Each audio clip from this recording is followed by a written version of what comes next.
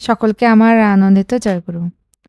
পরম পূজ্যপাদ শ্রী শ্রী আচার্যদেব ৩২৯তম সর্বভারতীয় ঋত্বিক সম্মেলনে বললেন, আমাদের সবসময় মনে রাখতে হবে, যা কিছু দিয়ে সাজানো আমি, সে সব তুমি।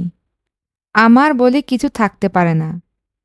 এই ভাব নিয়ে যখন মুক্ত হতে পারব, তখনই দুর্বলতার বিরুদ্ধে যুদ্ধে সার্থক হব আমরা। লোকে আমাকে মুগ্ধ হতে পারে, পিছনে পিছনে দৌড়াতে পারে, কিন্তু সেই মুগ্ধতাকে সঠিক দিকে চালনা করে দিতে হয়। যে তুমি যাও ঠাকুরের পানে, তুমি ভালোবাসতে শেখো তাকে। তাকে ভালো না বাসলে সব কিছু ব্যর্থ। ঠাকুর নিয়ে চলাটা কী রকম? আমি এবং তুমি, এই দুইয়ের মাঝে আর কেউ থাকতে পারে না। এই দুই নিয়েই আমার সংসার।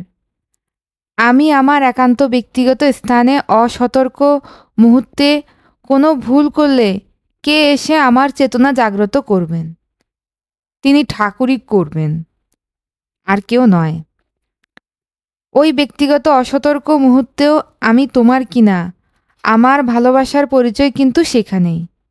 এই শুভ্র পোশাকে সেজে হাতে দণ্ড নিয়ে আমি লোকের সামনে ঢং দেখাতে পারি, কিন্তু আদতে আমি ঠাকুরের কিনা সেটা তিনি বিচার করে ঠিকই বুঝে নেবেন। পরম পূজ্যপাদ শ্রী শ্রী আচার্যদেব সকলকে আমার আনন্দিত জয়গুরু।